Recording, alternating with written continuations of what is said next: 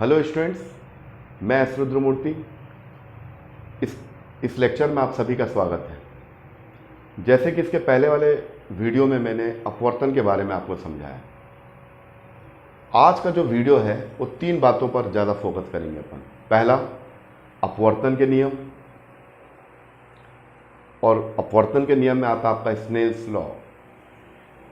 दूसरा, रिफ्रैक्शन कैसे होता है डिफरेंट टाइप के मीडियम में, उसके बारे में हम विथ डायग्राम बताएंगे। और इसका जो लास्ट होगा वो रेंजर एग्जाम में पिछले साल कुछ क्वेश्चन आए थे इससे रिलेटेड, प्रकाश के अपवर्तन से संबंधित, और CGPSC से भी एक आध क्वेश्चन आया था, उनके बारे में हम डिस्कस करेंगे। तो आज का ये वीडियो बहुत ही इंपॉर्टेंट है उन सभी के लिए जो तैयारी कर रहे हैं। उनको पता चल जाएगा कि एग्जाम में किस पैटर्न में क्वेश्चन आता है। इस वीडियो को देखने के पहले आप इसके पहले वाला वीडियो जरूर देखिए जिसमें प्रकाश का अपवर्तन समझाया, उसका कारण समझाया बहुत डिटेल में। तो हम ज़्यादा टाइम नहीं लेंगे, हम स्टार्ट करते हैं। अभी मैं आपको बता रहा हूँ स्नेल का नियम, ये क्या होता है इसको मैं समझाता हूँ। बहुत शॉर्ट में समझाऊंगा मैं, ताकि हम आगे बढ़ सकें। चलिए, स्नेल का नियम है क्या। जैसे कि मैं आपको बताया था कि जब कोई भी प्रकाश की किरण एक मीडियम से दूसरे मीडियम में ट्रेवल करता है तो डेफिनेटली क्या होता है, उसकी स्पीड बदल जाती है। अगर विरल माध्यम से सघन माध्यम में जाएगा तो उसकी स्पीड कम हो जाएगी। अगर सघन माध्यम से फिर विरल माध्यम में जाएगा तो स्पीड बढ़ जाती है। तो ये चीज़ मैंने फर्स्ट वीडियो में बताया था। तो हम प्रकाश के वेग में जो परिवर्तन होता है, the change of the speed of the light when the light is travel from one medium to another medium, तो हम एक माध्यम के रिस्पेक्ट में दूसरे माध्यम का अपवर्तनांक उसकी चाल में परिवर्तन के आधार पर निकालते थे, जो पहले वीडियो में बताया था। लेकिन अपवर्तन निकालने का एक और भी तरीका है जिसको हम बोलते हैं स्नेल्स का नियम। हम उसमें प्रकाश के स्पीड के बारे में बात नहीं करके हम ये देखेंगे कि जो आपतित किरण है वो नॉर्मल से कितना एंगल बना रही है, और जब वो किरण किसी दूसरे माध्यम में प्रवेश करती है जिसको हम अपवर्तित किरण बोलते हैं, रिफ्रैक्टेड रे, वो नॉर्मल से कितना दूर या पास आ जाती है, इसके बारे में जानेंगे। जैसे कि मैंने इसके पहले वाले वीडियो में बताया था कि जब कोई भी प्रकाश की किरण विरल से सघन माध्यम में जाएगा तो उसकी स्पीड कम हो जाएगी। स्पीड कम होने से जो रिफ्रैक्टेड रे है, अपवर्तित किरण, अभिलंब की ओर झुक जाती है। और जैसे ही सघन से फिर विरल माध्यम में जाएगा तो फिर क्या होगा, स्पीड बढ़ जाएगी। स्पीड बढ़ने से जो रिफ्लेक्टेड रे है या अपवर्तित किरण है वो अवे फ्रॉम द नॉर्मल, वो नॉर्मल से दूर हो जाती है। तो इन 2 बातों को हमने फर्स्ट वीडियो में स्पीड के बारे में बात किए थे। आज हम लोग बात करेंगे कोण के आधार पर, ज्योमेट्रिकल ऑप्टिक्स के बेस पर हम एक माध्यम के सापेक्ष दूसरे माध्यम का अपवर्तनांक ज्ञात कर सकते हैं। देखिए कैसे होगा, कैसे होगा। देखिए, ये आपका एक मीडियम है, बाउंड्री है, ये बाउंड्री है। इस बाउंड्री के एक ओर एयर है, हवा है, और इस बाउंड्री के नीचे क्या है, मान लीजिए पानी है, वाटर है। ठीक है। अब हवा को अपन बोलते हैं विरल माध्यम, विरल या रेयर मीडियम, और पानी को अपन बोलते हैं वाटर को डेंसर मीडियम। तो 2 डिफरेंट टाइप के मीडियम है। और हमारा जो लाइट है, ये लाइट यहां पर कहीं से इंसिडेंट हो रहा है, इसका नाम A, और जिस बाउंड्री के जिस पॉइंट पर इंसिडेंट हो रहा है उसको अपन B। ठीक है स्टूडेंट्स। अब जिस पॉइंट पे इंसिडेंट हुआ वहां से होकर एक नॉर्मल ड्रॉ करेंगे। ये डॉटेड लाइन क्या बता रहा है आपका, नॉर्मल। ये ब्लैक पेन से लिखा हूं मैं, इसको ठीक से बना लेते हैं। ये आपका हो गया नॉर्मल, MN। ठीक है। जिस पॉइंट पर ये आपतित किरण, इसका डायरेक्शन ये A to B, इस मीडियम के बाउंड्री पर इंसिडेंट हुआ, हवा से हुआ, हवा से पानी के अंदर जा रहा है, यानी मीडियम दूसरा हो गया। तो अकॉर्डिंग टू मैक्सवेल लॉ, मैंने आपको बताया था कि जब भी कोई प्रकाश विरल माध्यम से सघन माध्यम में प्रवेश करेगा तो उसकी स्पीड चेंज हो जाएगी। उसकी स्पीड चेंज हो जाने का मतलब क्या होगा, अपवर्तित किरण अभिलंब की ओर झुक जाएगी। तो ये इसका एक्चुअली में पाथ ये है, रेड पेन से लिखते हैं, ये इसका रियल पाथ ये है, ऐसा जाना चाहिए, लेकिन बीच में आ गया वाटर तो इसका पाथ क्या होगा, कुछ बेंड हो जाएगा। ये जो किरण है थोड़ी सी अभिलंब की ओर झुक जाएगी। इसका नाम ABC। तो ये जो है, अब एंगल के बारे में बात करते हैं। नॉर्मल के साथ ये जो इंसिडेंट रे जो एंगल बनाता है उसको बोलते हैं एंगल ऑफ आई या आपतन कोण, है ना, एंगल ऑफ इंसिडेंस। और ये जो अपवर्तित किरण है नॉर्मल के साथ, MN के साथ जो एंगल बनाएगा उसको अपन बोलते हैं R। ठीक है। तो अपवर्तनांक निकालने का पहला तरीका फर्स्ट वीडियो में बताया था। जब मान लीजिए कोई भी प्रकाश की किरण एयर से वाटर में जा रही है, तो यहां एयर AμW यानी लाइट हवा से पानी के अंदर जा रहा है, तो उस समय उसका अपवर्तनांक यानी पानी का अपवर्तनांक हवा के सापेक्ष, refractive index of water with respect to air, ये कैसे निकालते हैं? हवा में इसकी स्पीड कितनी थी, फिर पानी के अंदर गया तो इसकी स्पीड कितनी हुई, v। तो C/v इसको लिखते हैं हवा या निर्वात में प्रकाश की चाल बटे माध्यम में प्रकाश की चाल, माध्यम में प्रकाश की चाल। ये तरीका हमने फर्स्ट वीडियो में बताया था, लेकिन अभी हम स्नेल का नियम पढ़ेंगे। हम स्पीड के टर्म्स में अपवर्तनांक नहीं निकालेंगे, इसको बोलते हैं अपवर्तनांक। इसकी कोई विमा नहीं होती, कोई यूनिट नहीं होता, डायमेंशन नहीं होता। इसको बोलते हैं रिफ्रैक्टिव इंडेक्स, रिफ्रैक्टिव इंडेक्स। ठीक है स्टूडेंट्स, ये मैंने फर्स्ट वीडियो में बताया था। अभी हम स्नेल के नियम के बारे में बात कर रहे हैं। तो स्नेल्स का नियम जो है वो ये बताता है कि हमको जो है ये हवा से पानी के अंदर जा रहा है, AμW। ए यानी फर्स्ट मीडियम एयर है और सेकंड मीडियम वाटर। तो जब कोई लाइट एयर से वाटर में जा रहा है तो हम जो है इसके स्पीड के बारे में बात ना करके हम इसके कोण के बारे में बात करें। तो वो स्नेल का नियम क्या बोलता है कि पहले माध्यम का आपतन कोण का साइन बटा दूसरे माध्यम में अपवर्तन कोण का साइन, तो इसको बोलेंगे sine of angle of incidence and divided by sine of angle of refraction. इसको हिंदी में भी लिखो, आपतन कोण का साइन। आपतन कोण का साइन को हिंदी में बोलते हैं, ट्रिग्नोमेट्रिकल लैंग्वेज है, जा। आपतन कोण का जा बटा परावर्तन कोण का जा, या साइन बोलते हैं इसको। तो स्टूडेंट्स, फर्स्ट वीडियो मैंने बताया कि स्पीड के टर्म्स में भी हम रिफ्रैक्टिव इंडेक्स को फाइंड आउट कर सकते हैं। अभी जो स्नेल का नियम ये बताता है कि इसके अलावा ये भी एक तरीका जिसके जरिए आप जब प्रकाश की किरण एक माध्यम से दूसरे माध्यम में जाती है तो आपतित किरण का साइन और अपवर्तन किरण का साइन का अनुपात हमेशा कांस्टेंट होता है। इस कांस्टेंट को बोलते हैं रिफ्रैक्टिव इंडेक्स। तो स्नेल का नियम क्या बोलता है?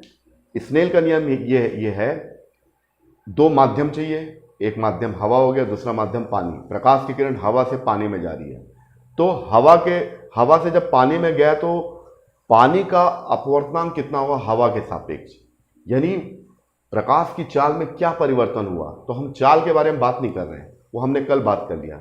हमारे पास एक और तरीका विकल्प मौजूद है, वो है स्नेल का नियम, जो बताता है कि पहले माध्यम में आपतन कोण का साइन और दूसरे माध्यम में अपवर्तन कोण का साइन, दोनों का जो अनुपात है ये अनुपात एक कांस्टेंट होता है और इस कांस्टेंट को बोलते हैं रिफ्रैक्टिव इंडेक्स या अपवर्तनांक। ठीक है, तो ये आपका स्नेल का नियम हुआ। ठीक है ना, तो इसको हम म्यू से लिखते हैं। म्यू ये जो सब स्क्रिप्ट लिखा है ये बताता है कि कहां से कहां लाइट जा रहा है, बाकी म्यू ही लिखा जाता है, sine i upon sine r. ठीक है, अब चलिए मान लीजिए एक छोटा सा एग्जाम्पल लेते हैं आपको समझाने के लिए। मान लीजिए आपतन कोण का साइन, मान लीजिए आपतन कोण आपतन कोण आई का मान लीजिए 30 डिग्री है, तो आपसे पूछ रहा है कि अपवर्तन कोण का मान निकालिए। अपवर्तन कोण या angle of r find out करना है। यहाँ म्यू की वैल्यू दिया हुआ है, कितना दिया हुआ है, 1.5 दिया हुआ है। ठीक है स्टूडेंट्स, एक न्यूमेरिकल देखते हैं, बहुत छोटा सा एग्जाम में आता है ये। इस फॉर्मूले के आधार पर हम एक न्यूमेरिकल बना सकते हैं। तो कैसे बनाओगे, देखिए म्यू का मान दिया हुआ है 1.5 साइन आई, आई मतलब आपतन कोण का साइन, आपतन कोण कितना है 30 अंश, बटा अपवर्तन कोण कितना है हमको नहीं मालूम, पता लगाएंगे यहाँ पर। तो 1.5 हो जाएगा और साइन 30 का मान होता है 1/2। साइन 30 का मतलब होता है 1/2, आपको मालूम होगा ट्रिग्नोमेट्री में। तो 1/2 हो जाएगा, 2 नीचे आ जाएगा, साइन आर, साइन आर इधर चला जाएगा students, sine r equals to 1/2 into 1.5, तो कितना हो गया, ये हो जाएगा आपका 1/3। कितना हो जाएगा, 1.5 में 2 को 1/, तो आर का जो मान हो गया साइन इनवर्स 1/3। ठीक है, तो इस तरीके से हम स्नेल का नियम का यूज करके, अगर हमको आपतन कोण मालूम है या ये तीन में से कोई एक दो चीज मालूम है, ये मालूम है, ये मालूम, तो ये निकाल सकते हैं। अगर ये मालूम और ये मालूम तो आपतन कोण भी निकाल सकते हैं। तो ये एक आपका स्नेल का नियम का एक सिंपल सा एक डेफिनेशन था जिसके थ्रू हम किसी माध्यम का अपवर्तन निकाल सकते हैं। तो इसके बाद हम लोग पढ़ेंगे अपवर्तन के नियम, आप इसको नोट कर सकते हैं।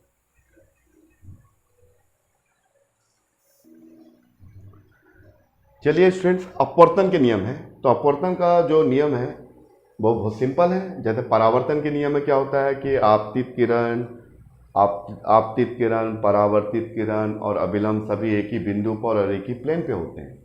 सेम वही है कि उसी चीज में आप क्या कर देना आपको, आपतित किरण तो वही रहेगा, परावर्तित किरण की जगह आप अपवर्तित किरण लिख देना है। तो फर्स्ट रूल क्या है, बहुत सिंपल है, the incident ray, the reflected ray and the normal at the point of incidence lie in the same plane and, यानी कहने का मतलब स्टूडेंट्स ये हुआ, चलिए ये है कोई बाउंड्री है, ये एयर है और ये आपका ग्लास है, कुछ भी ले सकते हो। तो ये किसी पॉइंट पर इंसिडेंट हो रहा है बाउंड्री के, ये है ए, ये है बी। जिस पॉइंट पे इंसिडेंट हुआ उसी पॉइंट से ऊपर एक नॉर्मल खींचोगे, तो ये हो गया mn नॉर्मल, और जिस पॉइंट पर वो इंसिडेंट हुआ उसी पॉइंट से क्या होगा, रिफ्लेक्टेड हो जाएगा, अपवर्तित हो जाएगा। तो ये हो गया I, ये हो गया R, ये अभिलंब की ओर झुक जाएगा, अपवर्तित किरण। ए बी सी, तो ए बी को इंसिडेंट रे बोलते हैं, बी सी को रिफ्लेक्टेड रे। ठीक है, तो क्या बोल रहा है, the incident ray, the reflected ray and normal at the point of the incident lie in the same plot, यानी आपतित किरण,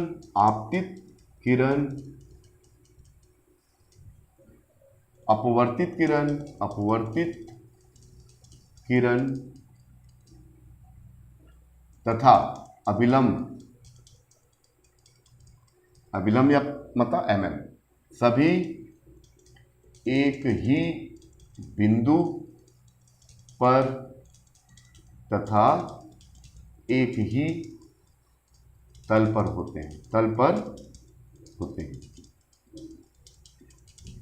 पहला चीज को मैंने लिख दिया हिंदी में। चलिए दूसरा नियम क्या है, स्नेल का नियम। Snell's law is the second law of the reflection. Snell's law, Snell का जो नियम है, पहला नियम समझ में आ गया बेटा, पहला नियम क्लियर हुआ स्टूडेंट्स। उसके बाद सेकंड रूल क्या है, आपतन कोण का साइन, यहां लिखा हुआ है the ratio of the angle of incidence to angle of reflection is always constant. पहले माध्यम में आपतन कोण का साइन और दूसरे माध्यम में अपवर्तन कोण का साइन, इनका अनुपात हमेशा कांस्टेंट होता है और इस कांस्टेंट को अपन बोलते हैं अपवर्तनांक, जिसको म्यू के द्वारा रिप्रेजेंट किया जाता है। It is represented by the mu, it is denoted by mu. तो ये दो नियम है। तो आपको मेरी बात समझ में आ गई। तो अब इसका मतलब क्या हुआ कि अपवर्तन का नियम में एक तो सिंपल लॉ है, सेकंड स्नेल्स के लॉ को इंक्लूड कर दिया गया है, तो ये आपका अपवर्तन का नियम बन गया। क्लियर हुआ। अब चलिए इसके बाद मैं आपको बताऊंगा कि जब कोई प्रकाश की किरण विरल से सघन में जाता है तो उसका डायग्राम के साथ बताऊंगा कि अपवर्तित किरण कैसे अभिलंब के नज़दीक आ जाती है, जब सघन से विरल में जाता है तो कैसे वो अभिलंब से दूर हट जाता है, और प्रकाश की किरण, किसी वस्तु से अगर प्रकाश की किरण किसी भी बाउंड्री पर या दो माध्यम के बीच में जो बाउंड्री पर अभिलंबत आपतित होती है तब क्या होता है। ये तीन चीज़ें बहुत इंपॉर्टेंट है। इसके बाद हम कुछ प्रश्नों को डिस्कस करेंगे जो रेंजर के एग्जाम में आ चुका है पिछले साल। ठीक है, तो आपको ज़्यादा क्लियर होगा, तो इसको आप नोट कर सकते हैं तब तक।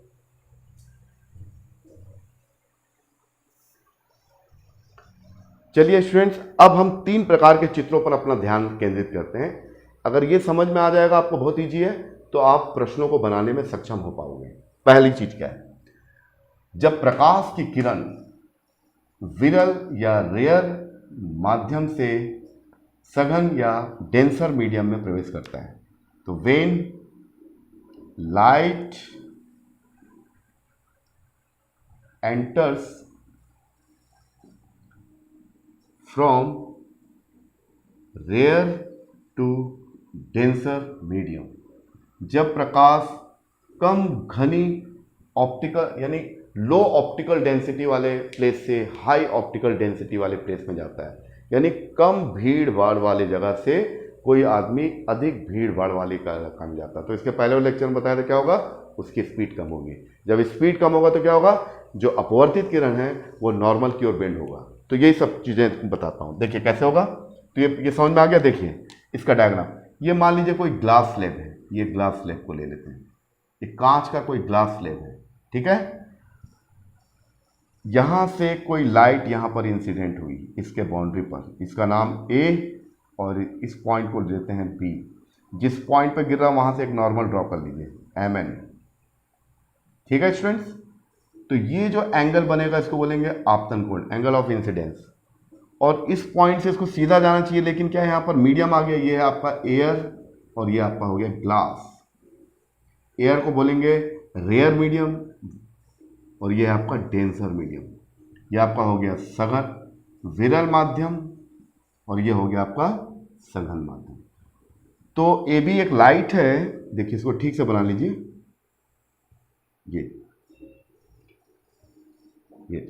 ये ए बी एक कोई लाइट है जो बी पॉइंट पर इंसिडेंट हो रहा है, इसका एंगल ऑफ इंसिडेंस क्या होगा आई। लेकिन ये क्या मीडियम आ गया, डेंस मीडियम आ गया, तो जो अपवर्तित किरण थोड़ा अभिलंब की ओर झुक जाएगी। तो ये ए बी हो गया ये, और ये आपका सी हो गया। तो ये जो C B C is the अपवर्तित किरण, A B is the incident ray, और ये जो एंगल बन रहा है इसको बोलेंगे अपवर्तन कोण। तो जब कोई भी लाइट एंटर करता है रेयर मीडियम से डेंसर मीडियम में, जब कोई प्रकाश की किरण विरल माध्यम से सघन माध्यम में प्रवेश करता है तब क्या होता है। पहला पॉइंट, पॉइंट नंबर 1, तो क्या होगा, स्प्लिट उसकी चाल कम हो जाती है। The speed of the light is a slow down, कम हो जाती है। जब स्पीड कम हो जाएगा तो सेकंड पॉइंट क्या है, अपवर्तित किरण रिफ्लेक्टेड रे अभिलंब से दूर, अभिलंब के पास आ जाती है, अभिलंब के पास आती है। दैट मीन्स रिफ्रैक्टेड रे bends towards the normal,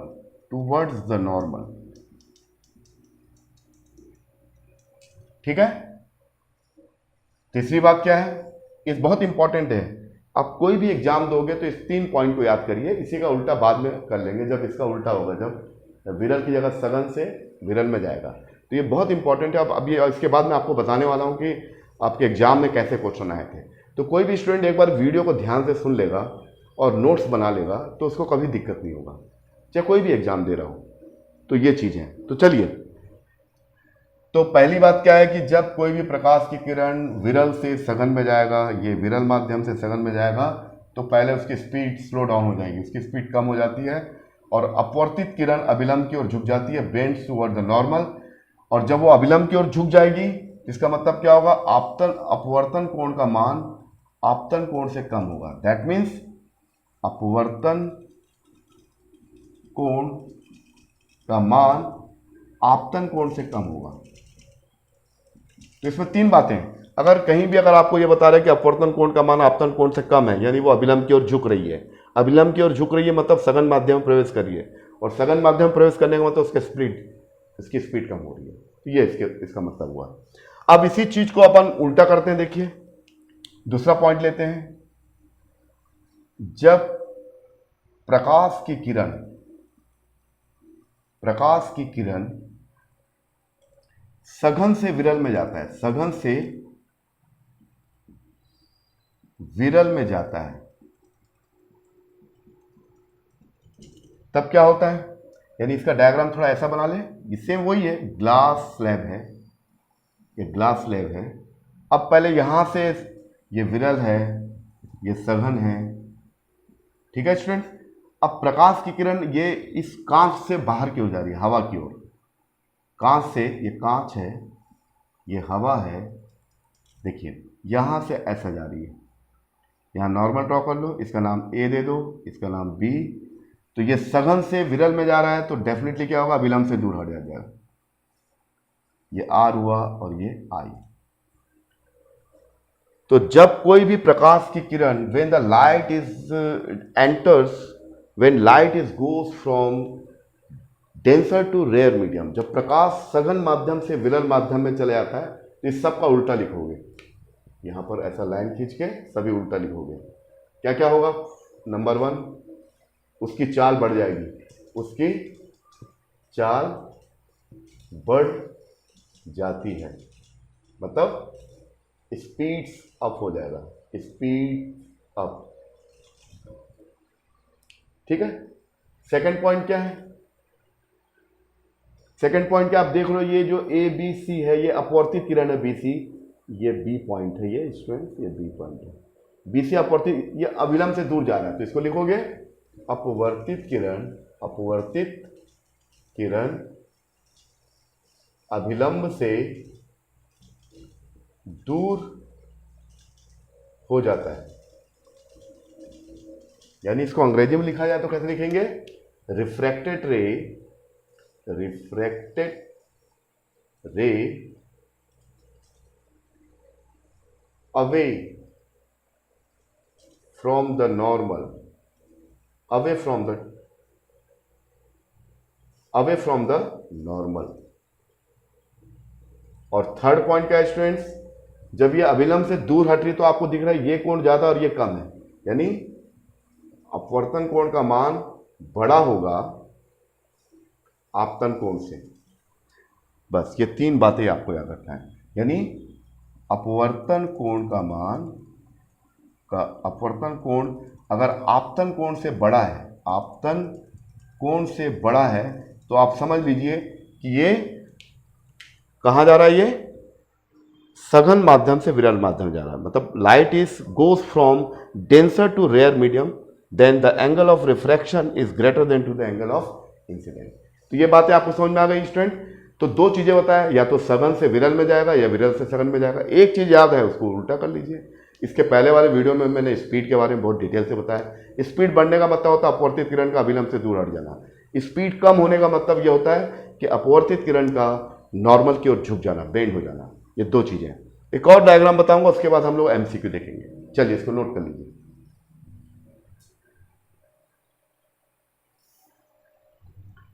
चलिए स्टूडेंट, अब हम आपको एक और भी इंपॉर्टेंट चीज बता रहे हैं। इसको जानने के बाद हम लोग क्वेश्चन को डिस्कस करेंगे, 2-3 क्वेश्चन को, जो आपके इसके पहले वाले एग्जाम में सीजीपीएससी प्रीलिम्स और रेंजर वाले एग्जाम में आ चुका है।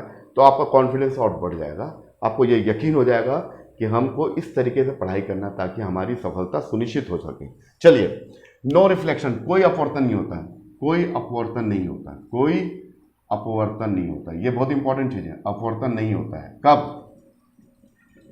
There is a no refraction. देखिए ध्यान से देखिए स्टूडेंट, बहुत इंपॉर्टेंट। इसके बाद हम क्वेश्चन डिस्कस करने वाले हैं। ये कोई मान लीजिए ग्लास स्लेब है, ये मीडियम है, ये मान लीजिए ग्लास है, और ये है हवा। अब चलिए स्टूडेंट, अब यहां से कोई प्रकाश की, हाँ एक चीज, अब कोई प्रकाश की किरण अभी मैं ऐसा गिरा रहा था, कैसे भी गिर सकता है। अब मैं इसको कैसे गिरा रहा हूं, आपतित किरण को अभिलंब के इस तल के अभिलंबवत गिरा रहा हूं, यानी ऐसा। ध्यान से देखना, बहुत इंपॉर्टेंट चीज है, एग्जाम्स में आते भी हैं। आपतित किरण क्या हो रहा है, यहां आपतित किरण अभिलंब के साथ कोई कोण बना रहा है, अभिलंब तो ऐसी होगा सीधा, और अभिलंब की दिशा में आ रहा है, मतलब आपतन कोण का मान 0 है। यानी जब कोई भी light, when the light is the incident on normal of the surface, जब कोई आपतित किरण किसी भी तल या किसी भी बाउंड्री के परपेंडिकुलर इंसिडेंट होता है, तब क्या होता है, तो भाई आपको बताऊंगा, तब अपवर्तन नहीं होता है। क्यों नहीं होता है, देखिए, तो आई यहां पर ऐसा टकरा रहा है, अभिलंब के साथ कोई कोण नहीं बना रहा। देखिए स्नेल्स का नियम बोलता है म्यू बराबर होता है पहले माध्यम के आपतन कोण का साइन और दूसरे माध्यम के अपवर्तन कोण का साइन, दोनों कांस्टेंट होता है, ये कांस्टेंट म्यू होता है। अब चलिए, ये साइन आई बराबर म्यू इंटू साइन आर होगा स्टूडेंट्स, ठीक है। अब चलिए, यहां पर आई 0 है, तो यहां लिखो साइन 0 बराबर म्यू गुणे साइन आर। साइन 0 का मतलब क्या होगा, 0, त्रिकोणमिति में क्या होता है, साइन 0 डिग्री का मान 0 होता है, इसका मतलब म्यू इंटू साइन आर। तो दो नंबर्स का प्रोडक्ट, दो क्वांटिटी का प्रोडक्ट 0 है, मतलब या तो म्यू 0 होगा या फिर साइन आर 0 होगा। लेकिन अपवर्तनांक तो 0 होगा नहीं, क्योंकि अपवर्तनांक कभी भी 0 नहीं होता है, किसी भी माध्यम का कुछ ना कुछ अपवर्तनांक होता ही है, तो म्यू कभी 0 नहीं होगा। तो 0 क्या होगा, 0 डेफिनेटली क्या होगा, साइन आर, यही 0 होगा। आर 0 मतलब साइन थीटा का मान 0, मतलब आर क्या होगा, 0। देखिए बहुत इंपॉर्टेंट चीज मिल गई। तो जब किसी भी बाउंड्री पर कोई भी आपतित किरण, ये आपका क्या है, आपतित किरण, किसी भी बाउंड्री पर कोई भी आपतित किरण अभिलंबवत गिरती है, तो जिस पॉइंट पर गिर रही है वो ना तो अपवर्तित नहीं होगी वो, बल्कि सीधा निकल जाएगी ऐसा। आर का मान भी क्या होगा, 0। यानी अपवर्तित किरण बेंड, ना तो बेंड होगी ना तो अभिलंब से दूर जाएगी, बल्कि अभिलंब के अंदर से सीधा निकल जाएगी। That is the most important fact about the refraction. ये बहुत इंपॉर्टेंट चीज है। तो कभी एग्जाम में आएगा कि कोई भी आपतित किरण किसी भी बाउंड्री पर या किसी भी माध्यम की सतह पर अभिलंबत आपतित होता है, तो अपवर्तन क्या होगा, तो आप बोलोगे उस समय अपवर्तन कोण का मान कुछ होगा नहीं, किरण अपवर्तित नहीं होगी, नो रिफ्लेक्शन बोलेंगे। रिफ्लेक्शन कब होता है, अपवर्तन कब होता है, जब आपतित किरण टकराने के बाद जो अपवर्तित किरण या तो अभिलंब से दूर हट जाए या तो अभिलंब के पास आ जाए। लेकिन यहां तो ना अभिलंब से दूर जा रहा है, बल्कि अभिलंब के साथ ही सीधा निकल जा रहा है। ठीक है स्टूडेंट, सेम यही चीज स्टूडेंट ये इसमें होगा। तो ये तो बाहर से, अब मान लीजिए ये हवा से लाइट कहां जा रहा था, हवा से ग्लास में जा रहा था। इसका उल्टा भी मैं कर सकता हूं। देखिए ये है ग्लास और ये है एयर, हवा। अब लाइट ये ग्लास से हवा में जा रहा है, तो चलिए इसको करते हैं। तो ये सीधा टकराया, इसका नाम ए बी।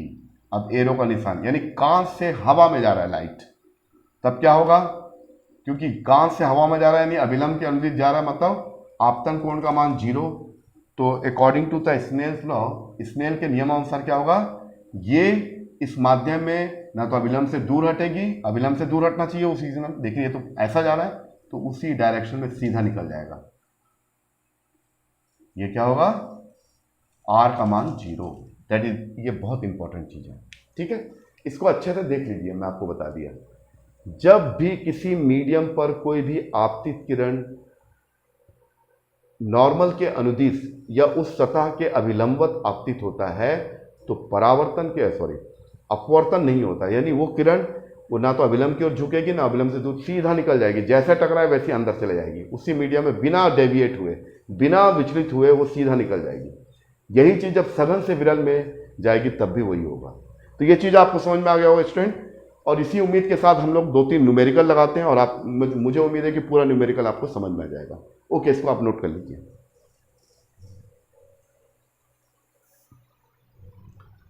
चलिए स्टूडेंट्स, अब कुछ प्रॉब्लम्स को देखते हैं जो डिफरेंट टाइप के एग्जाम में आ चुके हैं। तो पहला प्रॉब्लम CGPSC प्रीलिम्स 2019 का है। इस क्वेश्चन को वो कोई भी स्टूडेंट बना सकता है जो मेरा फर्स्ट और सेकंड वीडियो सुना होगा। अपवर्तन का नियम, लॉ, अपवर्तन और दूसरा वीडियो ये, जिसको सुना होगा वो बना सकता है। देखिए क्या बोल रहा है, देखिए स्टूडेंट, इसको हिंदी में भी लिखा हूं। When a ray of light travels from a denser medium to a rare medium. तो इसके पहले भी बताया था, जब कोई प्रकाश की किरण सघन माध्यम से विरल माध्यम में जाता है तो क्या क्या मैंने बताया था। ये देखिए, इसको शॉर्ट में समझाया था, हालांकि समझा चुका हूं। कहां से जा रहा है, सघन से, सघन माध्यम से। ये डेंसर मीडियम है और रेयर मीडियम है। जब प्रकाश की किरण सघन माध्यम से विरल माध्यम में प्रवेश करता है तो क्या क्या होता है। तो ऑप्शन को बाद में देखेंगे, पहले हम खुद भी बता देते हैं। तो मान लीजिए सघन माध्यम से ये प्रकाश की किरण गई, ए और बी, यहां पर एक नॉर्मल ड्रॉ किया। तो जब कोई भी प्रकाश की किरण सघन माध्यम से विरल माध्यम में जाएगा, अभिलंब से दूर हटेगा। ये है आपतन कोण और ये है अपवर्तन कोण। जिसमें मैंने आपको लिखाया था, जब भी अधिक भीड़ भाड़ वाले इलाके से कम भीड़ भाड़ वाले इलाके में जाएगा तो इसकी स्पीड क्या होगी, स्पीड बढ़ जाएगी। स्पीड, प्रकाश की चाल बढ़ जाएगी, प्रकाश की चाल बढ़ेगी, चाल बढ़ेगी। दूसरा क्या होगा, जब यह अभिलंब से दूर हटेगा तो अपवर्तन कोण R का मान क्या होगा,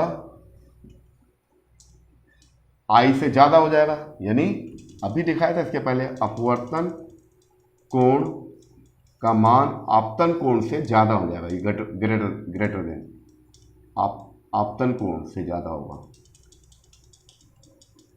तो ये वीडियो में मैंने बताया भी है, लेक्चर में अगर कोई भी केयरफुली सुन रहा है तो इजीली बना सकता है। ये क्वेश्चन बहुत इजी था, इसमें दोनों चीज पूछा है, कोण के बारे में पूछा है, स्पीड के बारे में पूछा है। ठीक है, CGPSC का एक ऑब्जेक्टिव फिजिक्स से आया था, एक या दो पता नहीं कितना है, मैंने उसको सर्च किया तो एक पहला ऑब्जेक्टिव मिला मुझे। तो ये देखिए कितना इजी है, प्रकाश से रिलेटेड है ये।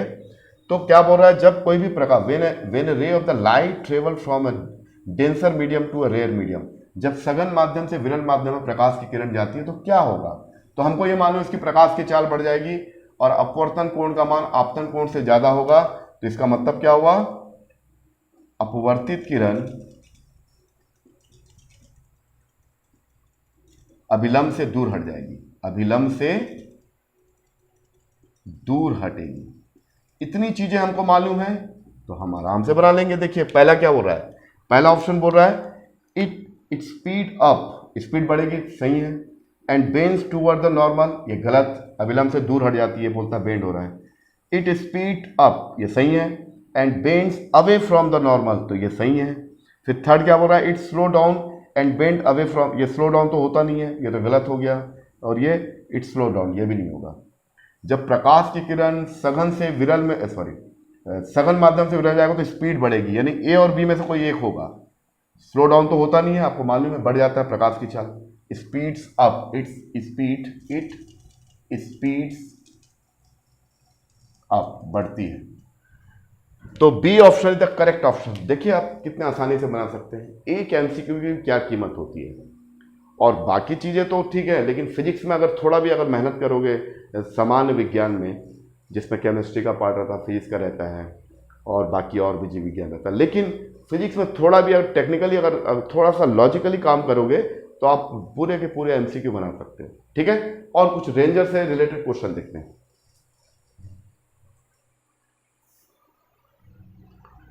चलिए स्टूडेंट्स, रेंजर 2018 का एक क्वेश्चन देखते हैं, प्रकाश के अपवर्तन से संबंधित है। बड़ा इंटरेस्टिंग क्वेश्चन है, इससे कॉन्सेप्ट भी आपको क्लियर होगा और मैं आपको कॉन्सेप्ट क्लियर कराता हूं। देखिए अभी तक हमने जो पढ़ा है उसी के बेसिस पे हो जाएगा ये। इसको इंग्लिश और हिंदी दोनों में लिखा हूं ताकि दोनों मीडियम वालों को इसका बेनिफिट मिले। An object placed in a rare medium, एक इंग्लिश पढ़ रहा हूं, an object placed in a rare medium is viewed from the denser medium where it will appears। चार ऑप्शन दिए हुए हैं, एट रियल डिस्टेंस, ये चार, nearer the than its real distance, C far away than its the real distance, D will not be observed and E none of the these। इसका हिंदी अनुवाद यह है, यदि विरल माध्यम में स्थित वस्तु को सघन माध्यम से देखा जाए तो वो कहाँ दिखाई देती है? वास्तविक दूरी पर, वास्तविक दूरी से कम दूरी पर, वास्तविक दूरी से अधिक दूरी पर दिखाई नहीं देगी, उक्त में से कोई नहीं। इसको अगर आप एक बार समझ जाओगे तो आपको बहुत अच्छा लगेगा, आपका कॉन्सेप्ट क्लियर हो जाएगा। देखिए अभी आपको मैं चित्र के साथ समझाता हूं कि कैसा करते हैं। कहाँ कोई भी चीज को आप कहां से देख रहे हो? सघन माध्यम से विरल में देखोगे या विरल से सघन में देख रहे हो, तो उस पर डिपेंड करता है। देखिए अब मैं आपको करके दिखाता हूं। तो ये क्वेश्चन आपने नोट कर लिया हुआ, ठीक है? इंग्लिश वाला मिटा दे रहा हूं मैं, हिंदी वाला रहने दे रहा हूं मैं। चलिए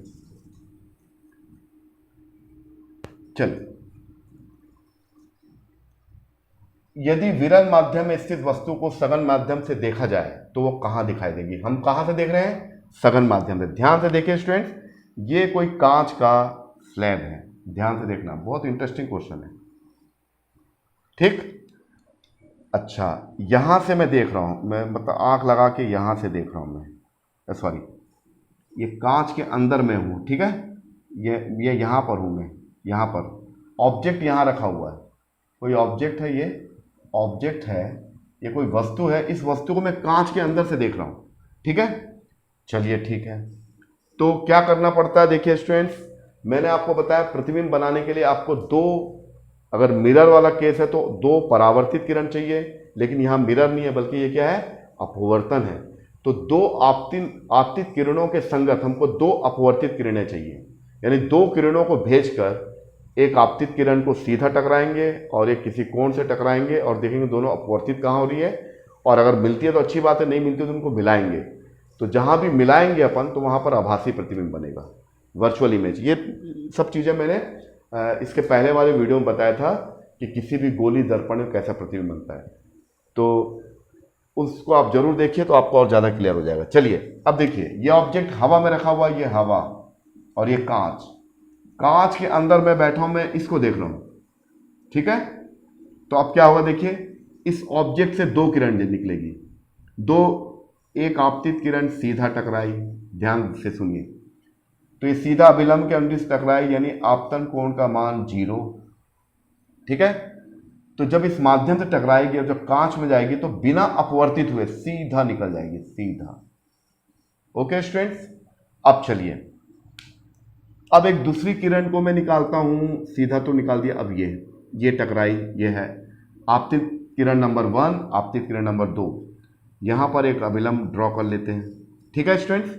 अब देखिए, जब ये हवा से कांच में जाएगा तो ये चूंकि I का मान 0 नहीं है, यहाँ पर 0 है, तो R का मान भी क्या होगा? यहाँ पर 0 हो जाएगा, कोण R का मान भी 0 हो जाएगा, लेकिन यह I तो 0 नहीं है, यानी ये विरल से सघन में जा रहा है, तो क्या होगा? इसकी स्पीड कम होगी, स्पीड कम होने का मतलब अभिलंब की ओर झुक जाएगी। ये देखिए, तो ये हो गया R, ये हो गया I, यहाँ पर R का मान I से कम हो जाएगा, ठीक है? अब देखिए, इमेज को बनाने के लिए, इमेज को दिखाने के लिए दो अपवर्तित किरणें चाहिए, अगर मिरर वाले केस में दो परावर्तित किरणें चाहिए। तो हम लोग अभी क्या पढ़ रहे हैं? अपवर्तन पढ़ रहे हैं, जिसमें प्रकाश की किरण एक माध्यम से दूसरे माध्यम में अंदर चले जाती है। तो यहां पर परावर्तन वाला कोई प्रॉब्लम नहीं है, यहां परावर्तन के बारे में हम बात ही नहीं करेंगे, हम जो भी बात करेंगे अपवर्तन या अपवर्तित किरण के बारे में। तो हमको दो अपवर्तित किरण चाहिए, तो एक अपवर्तित किरण ये मिल गई नंबर 1, दूसरी अपवर्तित किरण ये, लेकिन ये और ये, इनकी मुलाकात कहीं हो सकती है क्या? नहीं होगी, तो इसके लिए मिलाना पड़ता है, इसको मिलाते हैं। देखिए, तो इसको जब हम मिलाएंगे, इसको आगे बढ़ाएंगे कि देखेंगे कि कहाँ मिलता है, ये ऐसा करके, तो इस लाइन को ये इस पॉइंट पर काट रहा है, तो ये इसका इमेज ओडेस यहाँ बनेगा। तो ऑप्शन देखिए, बहुत अच्छा चीज है ये, इसको अगर आपको समझ में आ गया तो बहुत अच्छी बात है और आपको अच्छा भी लगेगा। क्या है? तो कोई ऑब्जेक्ट विरल माध्यम में रखा, उसको मैं यहाँ से देख रहा हूँ, तो मुझे जब यहाँ से देखूंगा, मेरी आंखें हैं, बना देता हूँ, तो मुझे ऑब्जेक्ट यहाँ ना दिख के यहाँ दिखता है। यही वजह है कि सूर्य को जब आप सुबह देखते हो या शाम को देखते हो तो सूर्य हमेशा अपने बेस पॉइंट से थोड़ा ऊपर उठा हुआ, क्षितिज से थोड़ा ऊपर उठा हुआ प्रतीत होता है। क्यों? क्योंकि सूर्य तो विरल माध्यम में है, यानी वहां तो ज्यादा माध्यम है ही नहीं, लेकिन हम जिस वातावरण में बैठे हुए हैं, सूर्य के चारों ओर वायुमंडल का घेरा एक माध्यम है, सघन माध्यम है। तो सघन माध्यम से पृथ्वी पर खड़ा कोई प्रेक्षक सूर्य को देखता है तो वो सूर्य एग्जैक्ट लोकेशन में कभी दिखाई नहीं देगा, बल्कि अपने बेस पॉइंट से थोड़ा ऊपर उठा हुआ दिखाई देगा। तो यानी क्या हुआ कि ये वस्तु यहां रखी हुई है, अगर हवा में रहता तो ये वस्तु उसको वहीं दिखाई देती, लेकिन ये आदमी कांच के अंदर चला गया और कांच के अंदर से इस ऑब्जेक्ट को देख रहा है, तो इसका इमेज कहाँ दिखेगा, ये यहाँ से इमेज यहाँ शिफ्ट हो गया, यानी उसको प्रतीत होगा कि ये चीज़ यहाँ दिखाई दे रही है। यानी क्या ऑप्शन होगा, वास्तविक दूरी पर? नो, नहीं। वास्तविक दूरी से कम दूरी पर? नहीं। ये रियल हाइट है, इससे थोड़ा ऊपर ही दिखेगा। वास्तविक दूरी से कम नहीं होगा, वास्तविक दूरी से अधिक दूरी पर? यस। बाकी ये तो होगा ही नहीं। तो C option is the correct option. क्या आपको मेरी बात समझ में आई? तो ये वाला जो किस्सा सूर्य के साथ भी हो सकता है। देखिए सूर्य में होता क्या, देखिए ये हमारा सूर्य है, छोटा बनाए थे सूर्य को, ये है सन, ठीक है, और ये हमारा पृथ्वी, थोड़ा बड़ा दिखाते हैं, कोई बात नहीं ना। तो यहाँ पर कोई प्रेक्षक खड़ा हुआ है, तो ये ऐसा लाइट आ रहा है, ये वायुमंडल का घेरा है, तो ये जैसी लाइट आया तो ये यहाँ से क्या होगा, ये वायुमंडल का घेरा है, ये लाइट आया या नॉर्मल ड्रॉ किया तो ये ऐसा रिफ्लेक्टेड हो गया, तो ये रिफ्लेक्टेड हुआ तो ये इसको आगे बढ़ाओगे तो ये आपका सूर्य जो इधर से इधर दिखेगा आपको, तो अपने क्षितिज से उठा हुआ दिखाई देता है। तो हमेशा ये प्रश्न आता है, शुरुआत के लेक्चर में मैंने बताया कि सूर्य हमेशा अपने बेस पॉइंट से ऊपर उठा हुआ क्यों प्रतीत होता है किसी भी प्रेक्षक को। हम जमीन से सूर्य को देखते हैं, उसके एग्जैक्ट लोकेशन को नहीं देखते, बल्कि थोड़ा सा वो ऊपर दिखा है। क्यों? क्योंकि वहां से आने वाली किरणें जब वायुमंडल में प्रवेश करती है तो उनका अपवर्तन हो जाता है। अपवर्तन हो जाने के कारण सूर्य की एग्जैक्ट लोकेशन चेंज हो जाती है और प्रेक्षक को वो अपने वास्तविक लोकेशन से ऊपर दिखाई देगा। सेम इसी प्रकार से जैसे कि कांच के अंदर से एक सघन माध्यम से विरल माध्यम में किसी ऑब्जेक्ट को देखा जाए तो वो ऑब्जेक्ट अपने बेस पॉइंट से थोड़ा उठा हुआ दिखाई देता है। C option is the correct option. Clear हुआ स्टूडेंट? इसी का उल्टा भी कर सकते हो। चलिए अब चलिए स्टूडेंट, इसी का ये आता है कि पानी के अंदर किसी भी कांच के ग्लास में पानी भर दीजिए और उसमें कॉइन डाल दीजिए, एक सिक्का डाल दीजिए और आप उसको देखिए अलग अलग पॉइंट से। अगर आप उसको ऐसा सीधा नॉर्मल से देखोगे तो आप उतना समझ, लेकिन तिरछा देखोगे तो सिक्का अपने बेस पॉइंट से उठा हुआ दिखाई देता है। देखिए कैसे होता है।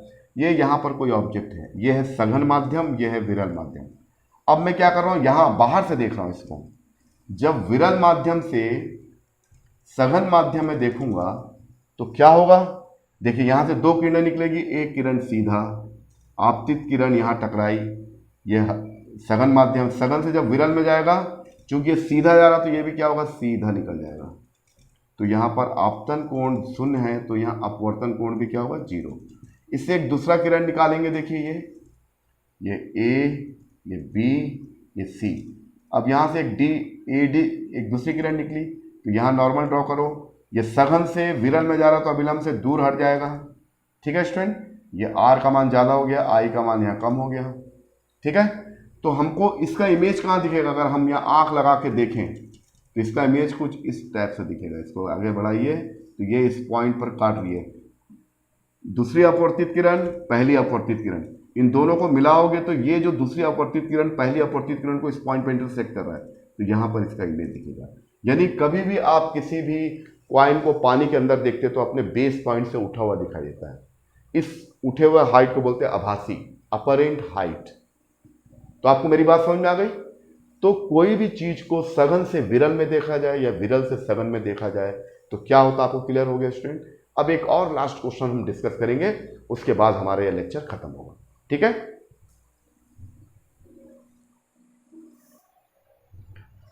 चलिए स्टूडेंट्स एक और क्वेश्चन डिस्कस करते हैं। चलिए ये क्या बोल रहा है, जब प्रकाश किसी विरल माध्यम से सघन माध्यम में एक आपतित होता है, सघन एवं पारदर्शी माध्यम में आपतित हो तो क्या क्या होता है। तो ये बहुत सिंपल क्वेश्चन, मैं ऑलरेडी इसके बारे में डिस्कस भी कर चुका हूँ, फिर भी एक बार बताते हैं। ये चलिए हवा है, ये क्या है, ये पानी है।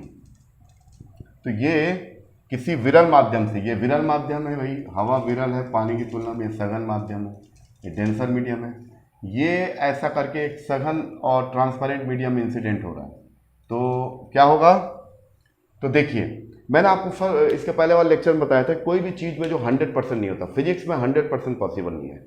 तो जैसे अभी प्रकाश की किरण किसी एक माध्यम से टकराती है तो पूरा का पूरा प्रकाश उस माध्यम में अपवर्तित नहीं होती, कुछ अपवर्तित होगी, कुछ अंदर चलेगी, ट्रांसमिट होगी और कुछ परावर्तित होगी। तो ये अपने दिमाग में बैठाइए, नहीं तो इसमें आंसर क्या कई लोग लिख देंगे कि इसमें अपवर्तन होगा।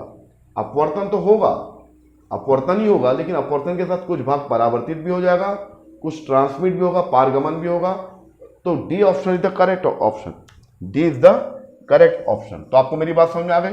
तो कुछ पार्ट क्या होगा, ये कुछ भाग जो है ब्लैक पेन से लिखता हूँ, ये आपतित किरण है, आपतित किरण का कुछ भाग ये 5% या 1% रिफ्लेक्ट हो गया, परावर्तित हो गया, ठीक है, और कुछ मैक्सिमम पार्ट अंदर इंटर कर गया।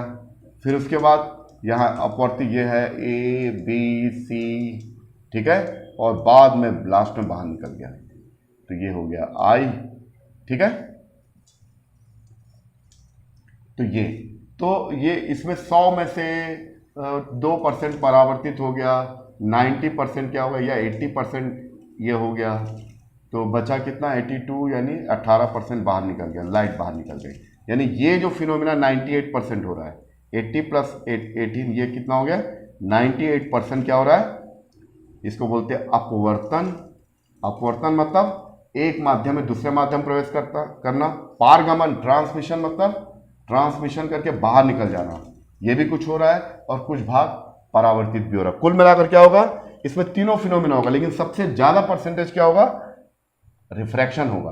अपवर्तन तो होगा ही, मैक्सिमम पार्ट अपवर्तित हो जाएगा, कुछ पार्ट रिफ्लेक्ट होगा और कुछ पार्ट ट्रांसमिट हो जाएगा। That means the D option is the correct option. तो स्टूडेंट्स, ये आज का लेक्चर था। आज के लेक्चर में मैंने बेसिकली फोकस किया अपवर्तन के नियम, स्नेल्स का नियम, जब कोई प्रकाश किसी मीडियम पर परपेंडिकुलर इंसिडेंट होता है तब क्या होता है, उसका डायग्राम के साथ समझाया। जब किसी भी ऑब्जेक्ट को एक माध्यम से दूसरे माध्यम में, यानी सघन से विरल में देखा जाए, विरल से सघन में देखा जाए, तो इमेज कैसा बनता है, वो चीज़ अपने वास्तविक स्थिति थोड़ी उठी हुई क्यों दिखाई देती है, सूर्य हमेशा अपने क्षैतिज से उठा हुआ प्रतीत होता है क्यों, इन तमाम चीज़ों का मैंने एक्सप्लेन करके समझाया, और जितना बढ़िया हो सकता है मैंने करके दिखाया। अगर आपको ये वीडियो पसंद आया होगा निश्चित तौर पर, तो आप लोग इसको ज़्यादा से ज़्यादा सब्सक्राइब करिए और लाइक करिए, और अपने जैसे स्टूडेंट जो तैयारी करें उनको फॉरवर्ड करिए। इन्हीं बातों के साथ हमारा ये लेक्चर आज का समाप्त होता है। अगले वीडियो में हम और भी टॉपिक को लेके आएंगे, और खास पर आपके CGPSC रेंजर को ध्यान में रखकर ही ज़्यादा हम काम कर रहे हैं, ताकि ज़्यादा से ज़्यादा फायदा उन विद्यार्थियों को मिले जो रेंजर या CGPSC प्रीलिम्स की तैयारी कर रहे हैं। Okay, thank you. इसी के साथ फिर मिलते हैं।